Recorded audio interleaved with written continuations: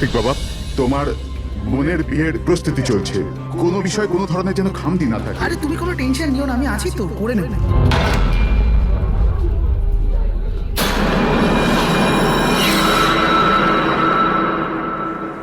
ওহো, বিয়ের বাড়ির ব্যাপার, মেহেন্দির অনুষ্ঠান। আরে দাদা কি করছেন, তাড়াতাড়ি করুন, অতিথিরা তো এক্ষুনি চলে আসবে। আন্টি, তুমি কেন এত টেনশন নিচ্ছ? বিয়ের বাড়ির ব্যাপার আর আমার মেয়ের বিয়ে, টেনশন তো হবেই, তাই না? আমি ওর বেস্ট ফ্রেন্ড হই না? আমি ওর ভালোভাবে খেয়াল রাখি। তুই তাড়াতাড়ি যা, ওর তোকে দরকার হতে পারে। আরে দাদা, ওটা ওখানে নয়, এখানে রাখুন। হ্যাঁ,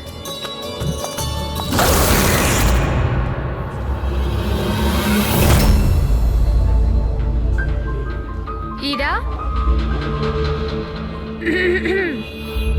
কোথায় হারিয়ে গেছিস? হ্যাঁ, চল, অনেক কাজ বাকি।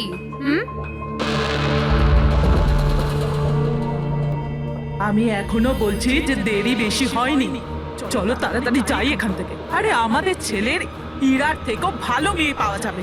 আরে কি সেই একই কথা বলে যাচ্ছ? তোমার যদি জানা না থাকে জেনে ও বুঝে নাও, আমার ছেলে ইরাকে খুব ভালোবাসে এবং ওকেই বিয়ে করবে ঠিক করেছে। হ্যাঁ হ্যাঁ কার্তিক, এক্ষুনি আসছি আমি। অমৃতা, কি হয়েছে?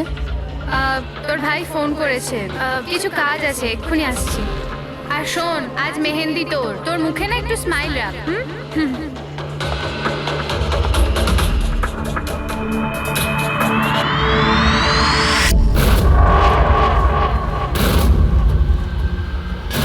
আচ্ছা, ওই সব বক্সেসগুলো রেখে দেবে আর লাইটের সেটআপটাও চেক করে নেবে।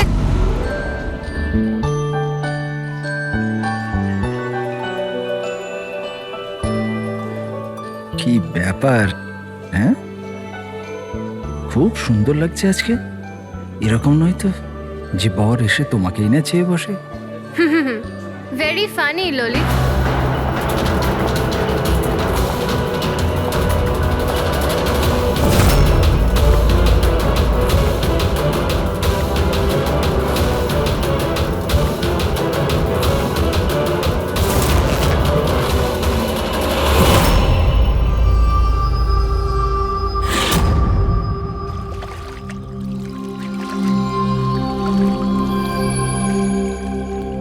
রিসর্ট কি বন্ধ হয়ে গেল? এর দেখভালের পুরো দায়িত্ব আমার ঘাড়ে এসে গেল। আর মালিকের এইটুকু বুদ্ধি তো থাকাই দরকার না? এত বড় রিসর্ট একলা মানুষ কি করে পরিষ্কার রাখবে? এই সুইমিং পুলটা একেবারে নোংরায় ভরে গেছে। যতই পরিষ্কার করো না কেন, দুদিন অন্তর ঠিক নোংরা হয়ে যায়, প্রতি দুদিন অন্তর। আরে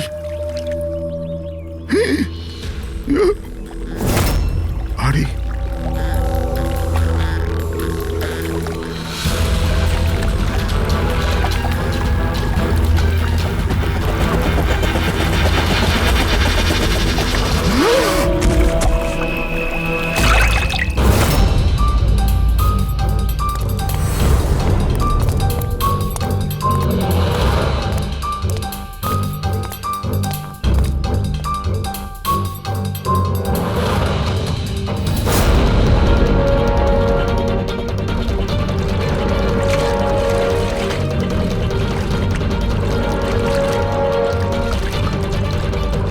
দেখো বাবলু, তুমি যদি কিছু না করে থাকো তাহলে ভয় পাওয়ার কোনো প্রয়োজন নেই। সিআইডি নির্দোষদের কখনো শাস্তি দেয় না, বুঝেছো? মনে হচ্ছে লাশ অনেকক্ষণ ধরে জলে আছে।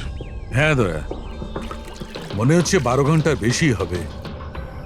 কোথাও কোনো আঘাতের চিহ্ন নেই বস, শুধু এখানে এই গলায় এখানে অদ্ভুত কিছু লেগে আছে। গলা টিপে মেরেছে? আপাতত দেখে তাই মনে হচ্ছে। এই রিসর্টের চাবি কি তোমার কাছেই থাকে? না স্যার, মালিকের কাছেও একটা আছে। তুমি গেটটা দেখাও তো। পঙ্কজ, দেখো তো, একটু ভালো করে চেক করো, দেখো কিছু পাওয়া যায় কিনা।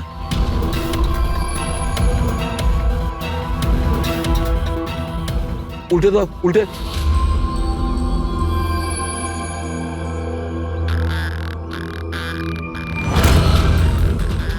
স্যার, এ তো ট্যাক্সির বিল দেখছি। ইনি কাল রাত্রে ডোমেস্টিক এয়ারপোর্ট থেকে ট্যাক্সি ধরেছিলেন। পঙ্কজ, এই লাশটার ফটো তুলে এয়ারপোর্ট সিকিউরিটিকে দেখাও আর এর পরিচয় জানো।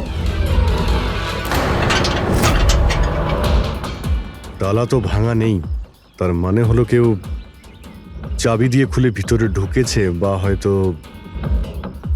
অন্য কোনোভাবে। হতে পারে স্যার এই রিসর্টেরই কোনো কোণাতে এই অপরাধটা হয়েছে। বা হতে পারে দয়া ওকে এখানে মেরেই এখানে ফেলে দিয়েছে, বা অন্য জায়গায় মেরে ওর লাশটাকে এখানে ফেলে রেখেছে। পুরবী, এত বড় একটা গেটের উপর দিয়ে লাশকে নিয়ে ঝাঁপ দেওয়া অসম্ভব মনে হচ্ছে। অন্য কোনো রাস্তা দিয়েই ও লাশ নিয়ে ভিতরে এসেছে। কিন্তু স্যার ভেতরে আসবার জন্য অন্য কোনো রাস্তা নেই এটা ছাড়া। আরে তুমি আমাদের কাজটা করতে দাও না, এদিকে এসো।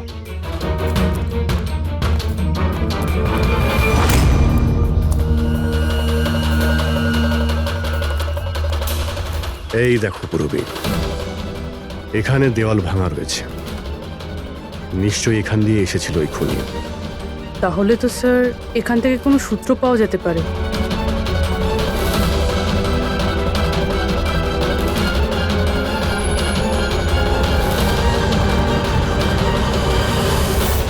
এই হলো প্রমাণ, এই সোনালী সুতো।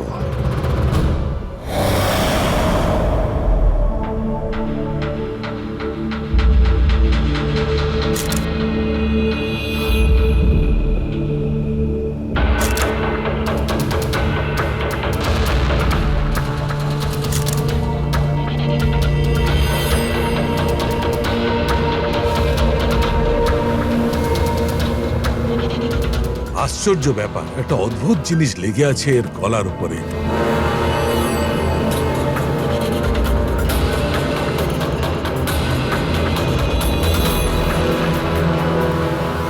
ও, কি হয়েছে স্যার? একটু শুঁকে দেখো এটা। মেহেন্দি? মেহেন্দি সারিকা, এর গলার উপর মেহেন্দির দাগ। সারিকা, এর মৃত্যু হয়েছে গলা টেপার কারণে। গলায় আছে মেহেন্দির চিহ্ন, তার মানে যে এর গলাটা টিপে ধরেছিল ওর হাতে মেহেন্দি লাগানো ছিল। আর খুনটা যে করেছে সে হয়তো কোনো মেয়ে, আর ও সেই সময় খুন করেছে যখন ওর হাতের মেহেন্দি ঠিক করে শুকোয়ও নি। রাইট। আজকাল এমনিতেও বিয়ের সিজন চলছে, হয়তো কোনো ফেস্টিভ্যাল, ফাংশন বা বিয়ে বাড়িতে গিয়েছিল। রাইট, এই জন্য অভিজিৎ ওখান থেকে সোনালী সুতো পেয়েছিল। হয়তো কোনো দামি ড্রেসে যেটা পরেও পার্টিতে যাচ্ছিল। তার মানে হচ্ছে এই সোনালী সুতো আর গলায় লেগে থাকে এই মেহেন্দি আমাদের খুনি পর্যন্ত পৌঁছে দেবে।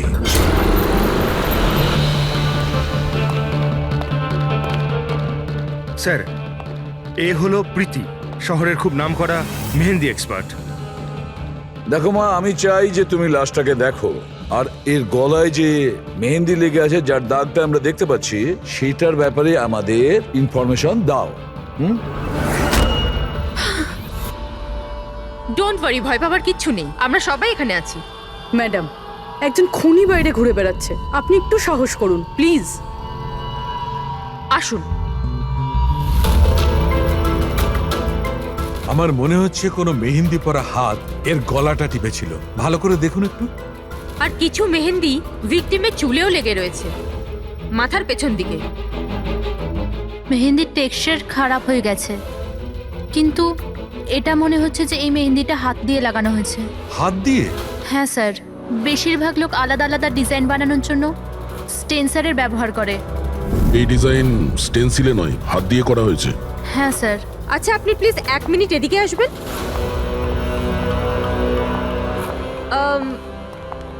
আপনি এই মেহেন্দি সম্পর্কে আর কিছু বলতে পারবেন? মানে এটা কোন কোম্পানির, কতটা পুরনো, কোথা থেকে এসেছে, এনিথিং যা জানেন। স্যার, মেহেন্দির কালার, টেক্সচার আর স্মেল থেকে মনে হচ্ছে এই মেহেন্দিটা কোনো কমার্শিয়াল কোম্পানির নয়। এটা নিশ্চয়ই কেউ বাড়িতেই বানিয়েছে। তার মানে লোকেরা সাধারণত বাড়িতে তৈরি মেহেন্দি ব্যবহার করে, তাই তো? হ্যাঁ স্যার, কারণ ওটা কেমিক্যাল ফ্রি থাকে। আচ্ছা, এরকম তো শহরে অনেক লোকই আছে যারা বাড়িতে মেহেন্দি বানায়, তাই মেহেন্দির সাহায্যে তাকে ধরতে গেলে অনেকটা সময় লেগে যাবে স্যার।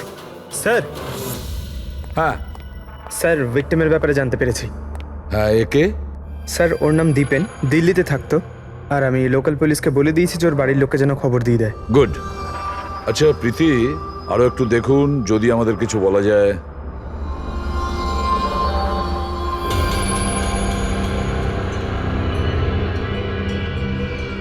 এক মিনিট স্যার। স্যার মেহেন্দির ডিজাইন থেকে আর একটা কথা বোঝা যাচ্ছে। সেটা কি? স্যার ওই মেয়েটার ব্যাপারে, যার মেহেন্দি এর ঘাড়ে লেগেছে, ওই মেয়েটার বিয়ে এমন একটা ছেলের সাথে হচ্ছিল যার নাম আর দিয়ে শুরু হয়। আর লেটার দিয়ে শুরু? সেটা কিভাবে জানা গেল? বেশিরভাগ নতুন বউ যখন মেহেন্দি লাগায় তো নিজের স্বামীর ইনিশিয়াল লেটার হাতে লেখায়। তো স্যার এটা সেই ইনিশিয়াল লেটার। হ্যাঁ বস, উল্টো আর লেখা আছে। আর তাহলে আমাদের খোঁজ নিতে হবে এই সপ্তাহে এই শহরে কটা বিয়ে হয়েছে আর কটা বিয়ে হতে চলেছে যেখানে পাত্রের নাম আর দিয়ে শুরু।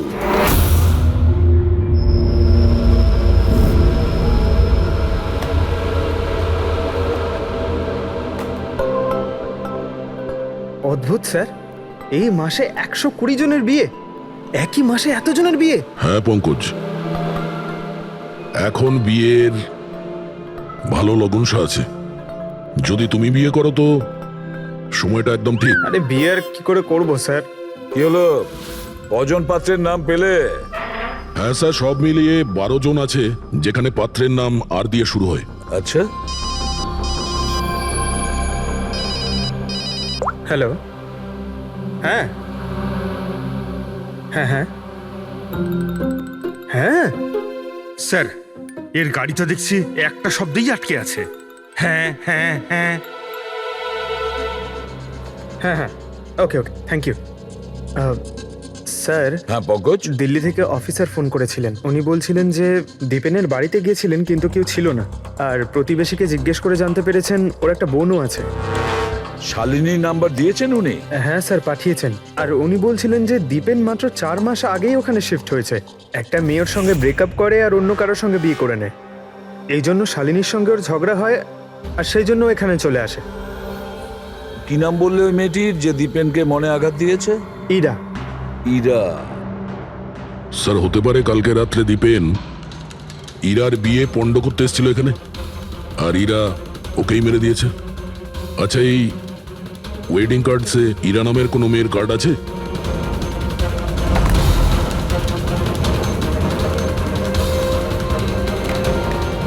হ্যাঁ স্যার।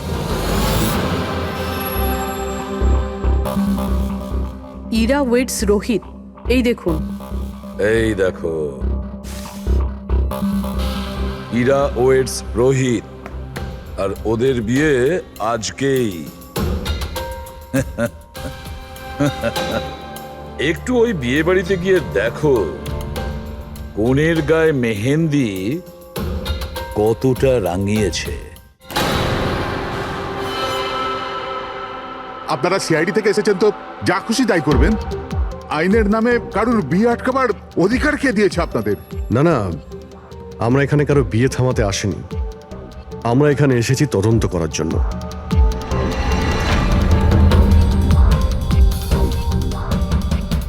কিন্তু স্যার, আপনাদের এই তদন্ত আমার বোনের বিয়ের পরেও তো করতে পারেন। যত তাড়া আছে আপনাদের এই বিয়েটা করানোর জন্য, তার থেকে বেশি তাড়া আছে আমাদের খুনিকে ধরার জন্য।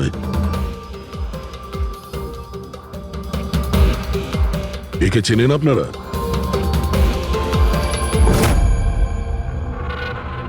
এটা তো দীপেন। মানে চেনেন কি করে? স্যার অ্যাকচুয়ালি ওই দীপেন আমার বোনকে ভালোবাসতো, কিন্তু কিছুদিন আগে ওদের ব্রেকআপ হয়ে যায়। আমি বলেছিলাম না যে চলো ফিরে যাই, কিন্তু আমার কথা শুনছে না কে? দেখো এবার সিআইডিও চলে এসেছে। জানি না কি কুক্ষণে এদের সঙ্গে আমরা সম্বন্ধ তৈরি করেছি। দেখুন, দীপেনের ঘাড়ে আমরা কিছু মেহেন্দির চিহ্ন দেখতে পেয়েছি, আর আমাদের সন্দেহ যে সেই চিহ্ন ইরার হাত থেকে এসেছে।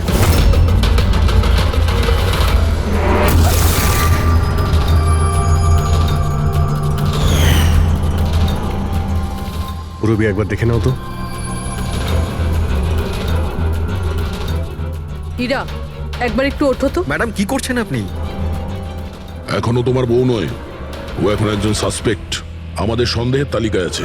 আমাদের সন্দেহ যে দীপেনকে খুন করেছে। ইরা এসব কি বলছে? মানে কি? তোমার হাতটা দেখাও।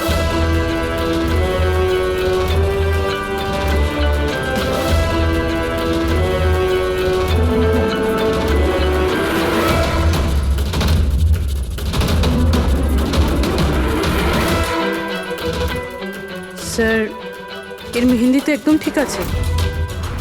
আরে তাহলে দীপেনের গলায় যে মেহেন্দির দাগ ছিল সেটা কার হাতের ছিল?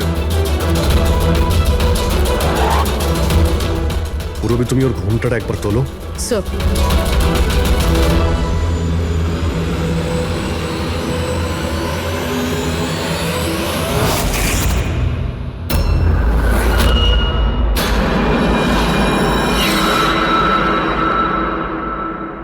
অমৃতা, তুমি এই মণ্ডপে কি করছো? আর আমার মেয়ে ইরা কোথায় বলো? অমৃতা? এ কে? এ আমার মেয়ের বন্ধু হয়। ও, মণ্ডপ থেকে তাহলে কোণে উধাও, আর কোণের জায়গাতে তার বান্ধবী বিয়ে করছে। এসব কি হচ্ছে এখানে? হ্যাঁ, স্যার ওই আসলে কাল রাতে আরে ফ্লার্ট কে করছে রে ভাই? আমি তো তোমার প্রশংসা করছি। আচ্ছা তাই নাকি? প্রশংসা করছো? হ্যাঁ, তুমিও না, একদম পাল্টাবে না।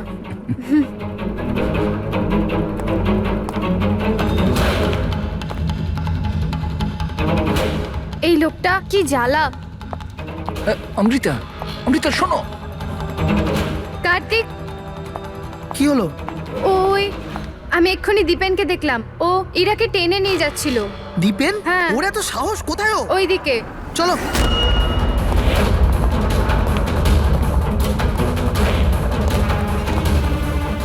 কোথায় গেল এরা দুজন?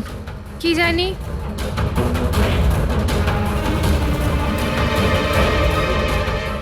এটা তো ইরার ফোন। পাওয়া যায়নি ওকে? না স্যার, ওদের পাইনি। তো দীপেন এখানে এসেছিল আর ইরাকে জোর করে নিয়ে গেছে, কিডন্যাপ করে। স্যার, কিডন্যাপ তো বলা যায় না, কিন্তু কিডন্যাপ বলা যাচ্ছে না মানে? ওই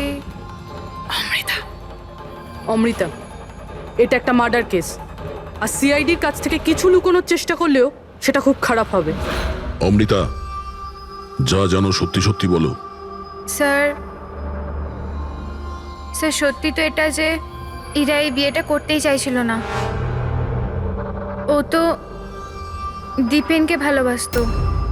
ও তো শুধু বাড়ির লোকেদের চাপে পড়েও এই বিয়ের জন্য রাজি হয়েছিল। অমৃতা, চুপ করো। আমি তো আগে থেকেই জানতাম এরা হলো 420। আর কি কি রহস্য রয়েছে যা এখনো সামনে আসতে চলেছে? এখানেই বলবেন নাকি সিআইডি ব্যুরোতে গিয়ে চা খেতে ইচ্ছে করছে? হ্যাঁ স্যার, ব্যাপারটা হলো গত কমাস ধরে আমার ব্যবসা ঠিকঠাক চলছে না। আমার প্রচুর লোকসান হয়ে যাচ্ছিল। সুশীল বাবু আমার বিজনেসটাকে স্টেবল করবার জন্য প্রচুর সাহায্য করেছে। তো নিজের মেয়ের বিয়ের ডিল করেছিলেন আপনি, যাতে আপনার ডুবে যাওয়া বিজনেসটা আবার ভালো মতো দাঁড়িয়ে যায়, কি? তাই ইরা উধাও হয়ে যাওয়ার পর অমৃতাকে এই মণ্ডপে বসিয়েছেন, যাতে কোনোভাবেই এই বিয়েটা না আটকায়। বাহ! আর অমৃতা, তুমি এই পুরো ষড়যন্ত্রে এত সহজেই যোগদান করলে? আমি এসব কিছুই জানতাম না। আমাকে তো কার্তিক বলেছিল যতক্ষণ ইরাকে পাওয়া যাচ্ছে না আমি এখানে বসে থাকি।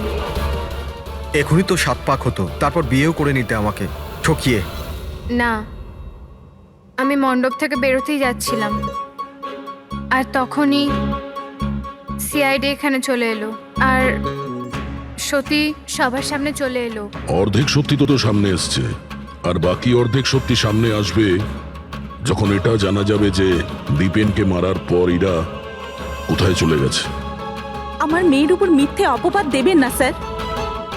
ও তো দীপেনকে ভালোবাসতো, ও কেন খুন করবে ওকে? যদি আপনার মেয়ে নির্দোষ হয় তাহলে ও বাড়িতে ফিরে আসেনি কেন? দীপেন খুন হওয়ার পর থেকে ও নিখোঁজ হয়ে গেছে কেন?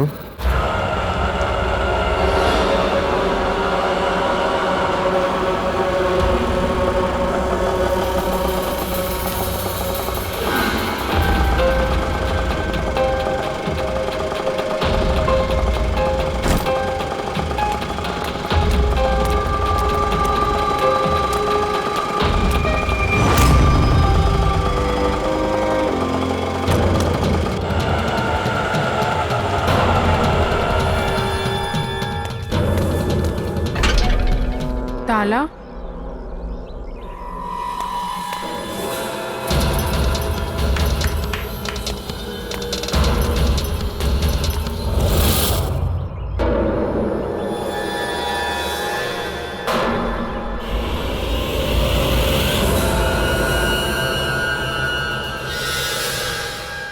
দেখো বস, ইরা নিজের মেহেন্দি পরা হাত দিয়ে দীপেনের গলা নিশ্চয়ই ধরেছিল, কিন্তু দীপেনের মৃত্যু ইরার হাতে হয়নি। দীপেনের মৃত্যু হয়েছে কি করে? এর গলার ওপর এই যে মেহেন্দির চিহ্ন আছে, যখন পরিষ্কার করলাম তখন দেখলাম আর একটা দাগ আছে। এই দেখো, এইটা। আর এই চিহ্নটা হচ্ছে কোনো দড়ির, যার কারণে দীপেনের মৃত্যু হয়েছে। তার মানে দীপেনের মৃত্যু গলায় দড়ি দিয়ে টানার কারণে হয়েছে। কিন্তু যদি ইরা খুন না করে তাহলে ইরা কোথায়? আচ্ছা, এমনটা নয় তো যে ওকেও কোনো ক্ষতি করা হয়েছে? স্যার, একটা কথা কিছুতেই মাথায় ঢুকছে না। যদি ইরা এই খুনটা না করে থাকে তাহলে করলো কে? এই খুন হয়তো ইরার বাড়ির লোকেদের মধ্যেই কেউ করেছে। আর তাছাড়া দীপেনের উপস্থিতি ওরা পছন্দ করেনি। হতে পারে দীপেনের কারণে বিয়েতে কোনো বাধা আসবে, সেই জন্য দীপেনকে খুন করে দিয়েছে। স্যার, স্যার, ইরার ফোন থেকে জানা গেছে যে ওর নিখোঁজ হওয়া 3 ঘন্টা আগে দীপেনের বোন শালিনীর ফোন আসে। ও দিল্লি থেকে বম্বে চলে তো আসে, কিন্তু ফোন তুলছে না। শালিনীর ফোন ট্র্যাক করো, দেখা তো যাক ও এখন কোথায় আছে। আর বাকি রইল ওই সোনালি সুতো, কার হতে পারে?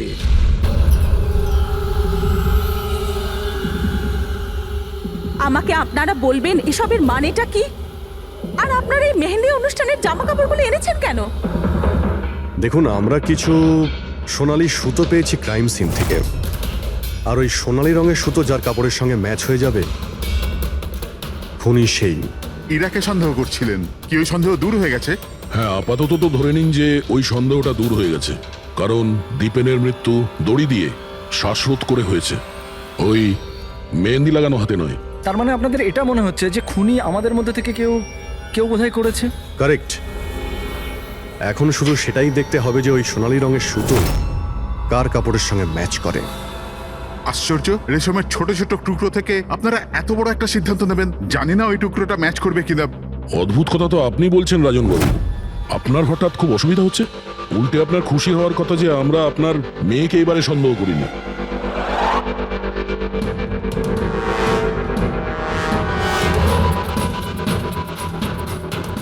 স্যার, এই সোনালি সুতোটা রাজেনের পাঞ্জাবির সাথে ম্যাচ করে। স্যার, এই দেখুন, সুতোটা এইখান থেকে ছিঁড়েছে।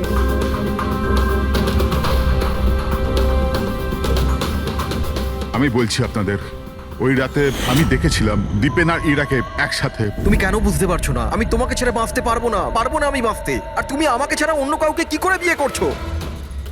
যখন আমি নিচে পৌঁছলাম তো ওরা দুজন চলে গিয়েছিল। আর দীপেনের ঠিকানা ইরার পুরনো চিঠি থেকে আমি পেলাম। তারপরে আমরা ওর পুরনো বাড়িতে গেলাম।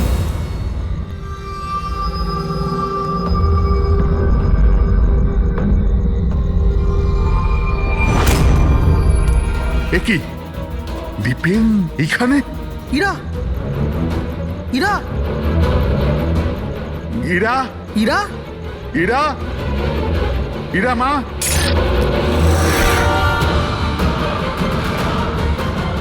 বাবা, এই দেখো, দীপেন ওর ফোনে ওর মৃত্যুর কারণ লিখেছে। কি লিখেছে এখানে? ইরা কে ছাড়া না আমার জীবনের কোনো মানে আছে না লক্ষ্য। এরা আমার যদি না হয় কারোর হবে না। বিদায়। ও যদি আমার না হয় তাহলে কারোরই হবে না। আচ্ছা, এমনটা নয় তো যে দীপেন মারা যাওয়ার আগে ইরাকে কোনো ক্ষতি করে দিয়েছে?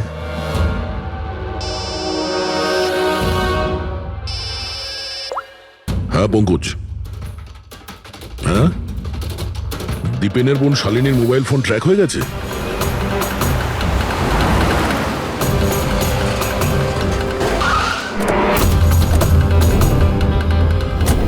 শালিনীর মোবাইল ফোনের নেটওয়ার্ক অনুযায়ী ও তো সকালেই এসে গেছে এখানে। হ্যাঁ, কিন্তু আমাদের ফোন তুলছে না কেন?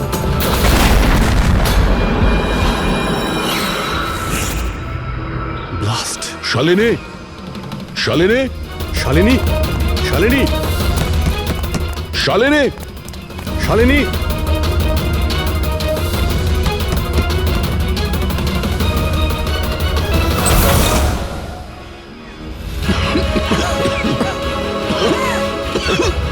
শালিনী, শালিনী,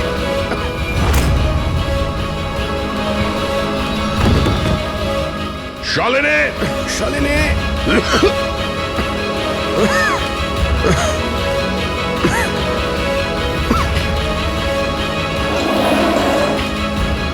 অভিজিৎ,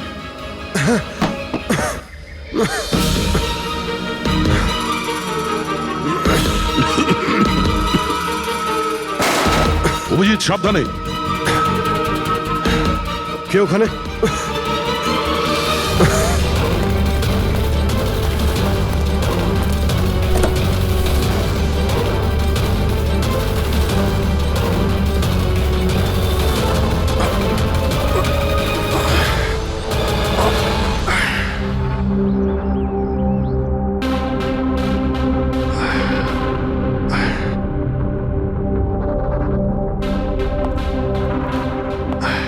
হ্যাঁ অভিজিৎ, দয়া, এবার চোখ ঠিক আছে?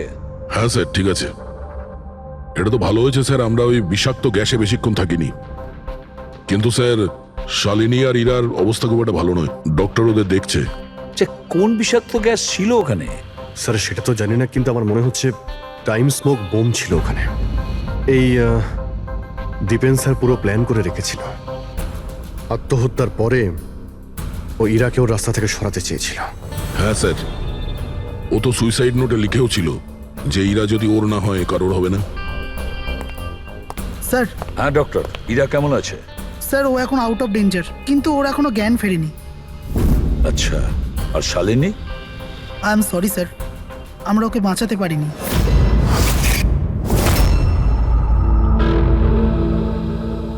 স্যার স্যার এই দীপেন শুধু নিজের প্রাণ নেয়নি, বরং বরং ওর বোনের মৃত্যুরও কারণ হয়েছে। সেটাই তো। হ্যাঁ শালুকে বলো। আচ্ছা ঠিক আছে, আমরা আসছি। কি হয়েছে স্যার? শালুকে বলছিল দীপেন আত্মহত্যা করেনি।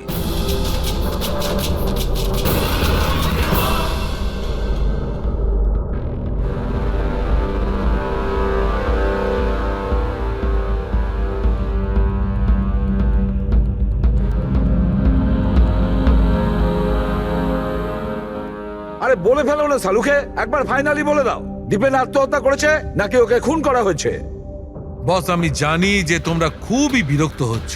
তোমাদের মনে হচ্ছে শালুকে কোনো কথাই বলছে না। কখনো বলছে ইরা দীপেনকে হত্যা করেছে, কখনো বলছে যে দীপেনের হত্যা ইরা করেইনি, কখনো বলছে দীপেন আত্মহত্যা করেছে, কখন বলছে দীপেন আত্মহত্যা করেনি। কিন্তু আমি কি করব ভাই, এই কেসটার সূত্র খুব অল্প অল্প করে আসছে। আরে স্যার, যে প্রমাণ পেয়েছেন সেটা নিয়ে কিছু বলুন না। দেখো বস, যখন কোনো মানুষকে ফাঁসির দড়িতে ঝোলানো হয় আর যখন দড়িটায় টান পড়ে তখন ও শ্বাস বন্ধ হতে থাকে, আর তখন সে শ্বাস নেওয়ার জন্য ছটফট করে, তার ঘাড়টা নড়তে থাকে, আর ঘাড় নড়ার কারণে ফাঁসটা চেপে বসে, আর ওর ঘাড়ের ঠিক পেছন দিকে ওই ফাঁসির দড়ির গিঁটের চিহ্নটা দেখা যায়।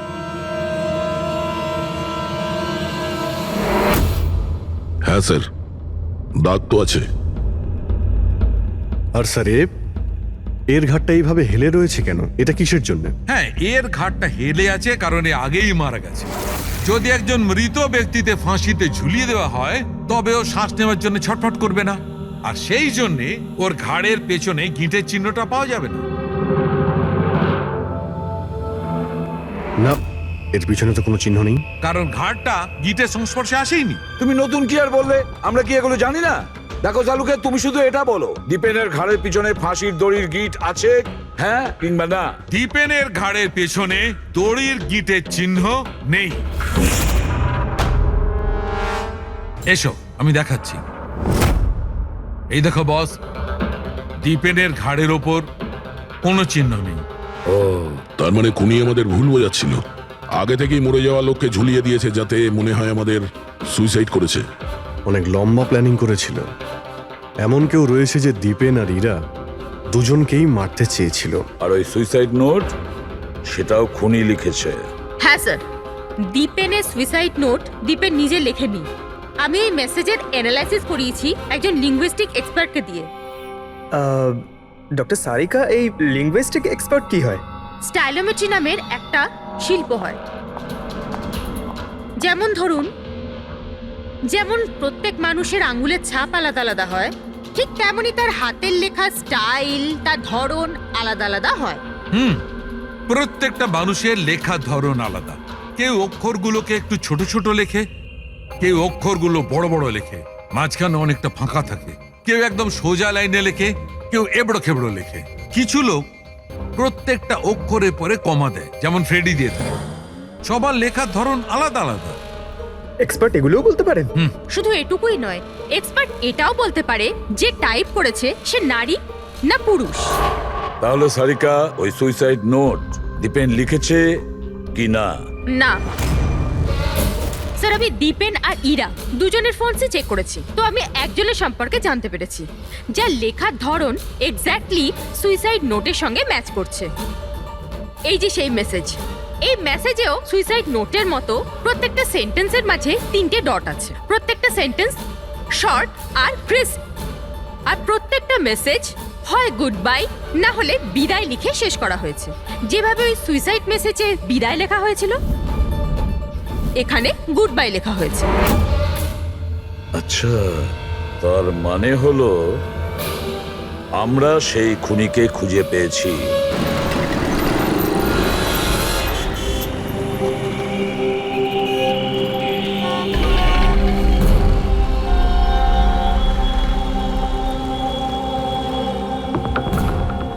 হ্যাঁ, হুমকি দিচ্ছি, কি করবি তুই?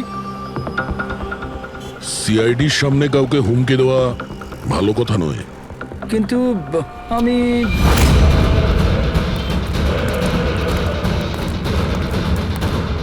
এই দাঁড়া!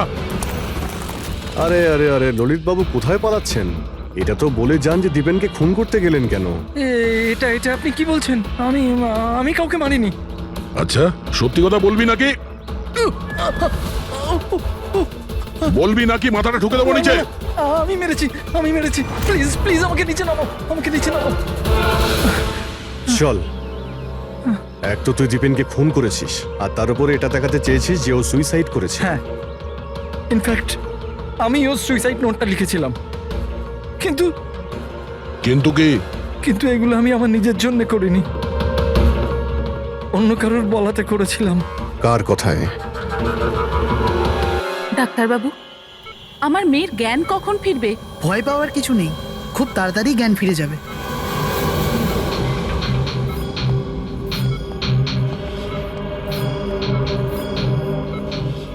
ললিত,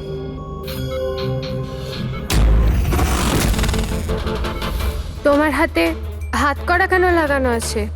আসামির হাতে হাত করা থাকবে না তো কি থাকবে বলুন তো? অপরাধী? হ্যাঁ, এই অপরাধী নিজের অপরাধ স্বীকার করেছে ললিত। দীপেনকে এই মেরেছে।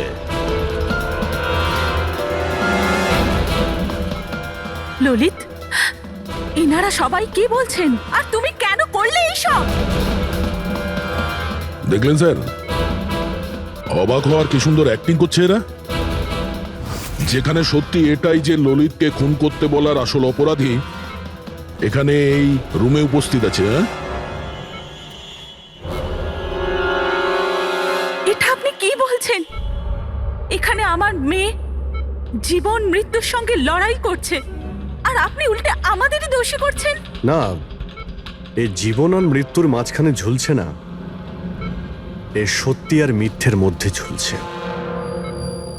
ও জ্ঞান হারায়নি, সব ড্রামা করছে। কি?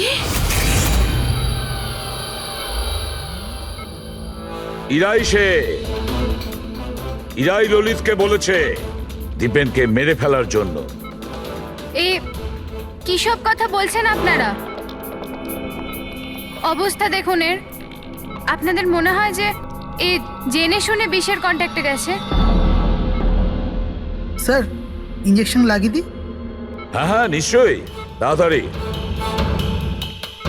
এটা কিসের ইঞ্জেকশন লাগাচ্ছেন আপনারা? সত্যি কথা বলার, এই ইনজেকশনে একটা কেমিক্যাল আছে যেটা শরীরে যেতেই মানুষ সত্যি কথা বলতে শুরু করে।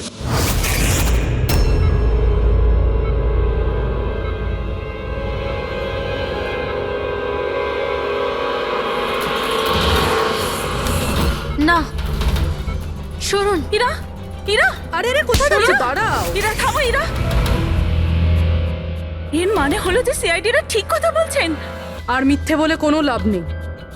এই ললিত তোমার মুখোশ খুলে দিয়েছে। এটা কি করলে ললিত? নিজে ফাঁসছিলে, তার সাথে সাথে আমাকেও ফাঁসিয়ে দিলে। এরা এই প্রতিজ্ঞাটাই তো আমরা করেছিলাম ভালোবেসে, যে আমরা একসাথে বাঁচবো আর একসাথে মরবো। কি তোমরা দুজন একে অপরকে ভালোবাসো? এসব কবে? ইরা, তুই তো দীপেনকে ভালোবাসিস।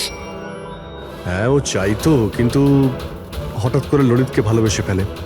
আর এই সব কিছু করেছে ও নিজের বিয়ে ভাঙার জন্য। কিন্তু ভাগ্যক্রমে ইরার কাছে শালিনীর কল আসে যে দীপেন ইরার বিয়ে আটকাতে এসছে। আর ইরা খুব বড় প্ল্যান করেছিল। দীপেনের কাঁধে বন্দুক রেখে ও গুলি চালাতে চেয়েছিল। আর আমরা ভেবেছিলাম যে প্রথমে আমরা দীপেনকে মেরে দেবো।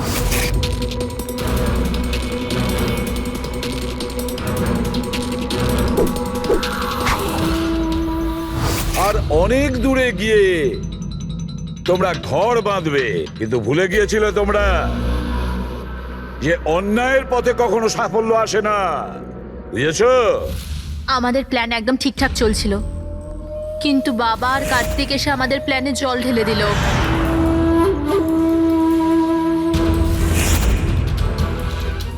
আর তারপর আমাদের একটা নতুন প্ল্যান বানাতে হলো।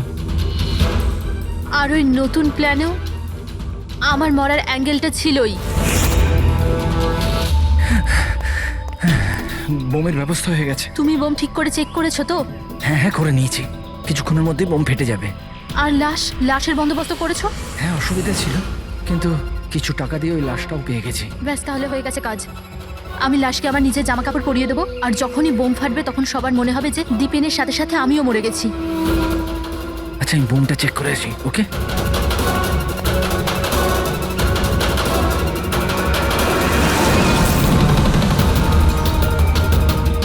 শালিনী,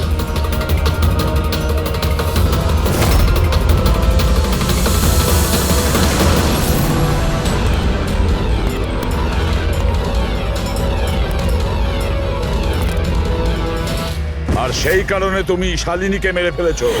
তো আর কি করতাম? সব দেখে নিয়েছিল, কোনো উপায় ছিল না। কিন্তু একটা কথা বোঝা গেল না, যে ওই বিষাক্ত গ্যাস ব্যবহার করেছিলে কেন? বিষাক্ত গ্যাস দিয়ে তো মুখ বদলে যাবে না ওই মর্গের মৃত লাশটার? হ্যাঁ, তাহলে তুমি এটা কি করে ভাবলে যে আমরা ওটাকে তোমার লাশ ভাববো?